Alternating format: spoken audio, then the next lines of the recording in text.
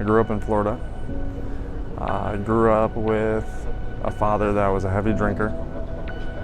Looking back now, I just think that he didn't know how to be a father. You know, he tried his best. My mom working 2 jobs to try to make ends meet. And he wasn't in the picture, so it was tough. I ran to my friends, my older brother, you know, to be examples. I didn't know how to be an example, you know. They were running around, lying, stealing, cheating. And that's how I grew up. It came to a point in time my mom was like, we're gonna move to Ohio to get you away from all this.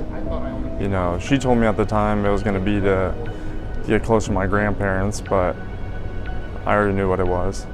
And what's wild about that is it don't matter where you go, you always bring you. The way you grew up, your character.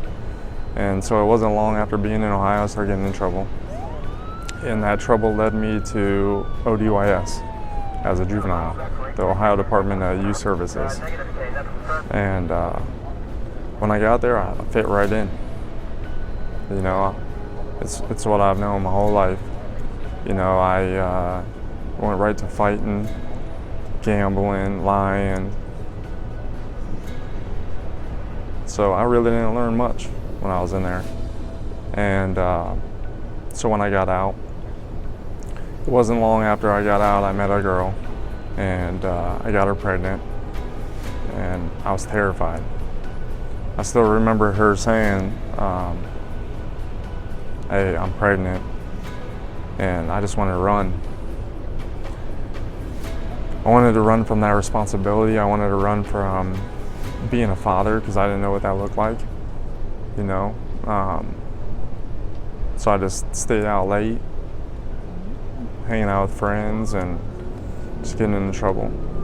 And again, it wasn't long. I was on my way to prison. I was in a gang. And I remember a brother reaching out to me when I was in my worst. And he was just like, hey, I want you to meet somebody. I want you to meet Stan Steeper. In the 80s, he was the gang leader of the same gang that I was affiliated with, but now he was a Christian brother. And so he introduced me to Torch. He invited me, he asked me if I wanted to eat some good food. And so it was the food that drew me. And while going through the program, it was a spiritual food that reached my heart. It was outside guests that took their time. They could be at home with their families, but they took their time to be in there. You know, they may not even have realized the impact they were making on my life, but it completely changed my life. I wouldn't be who I am today without him. He might call you all your life to plant seeds. He might call you all your life to water those seeds. You may never see the change. You may never see the impact you're making on the youth, but just know your words are not going unheard. One day you will walk into heaven, and every life that you impact will be right there. Yeah, Kairos Torch changed my life.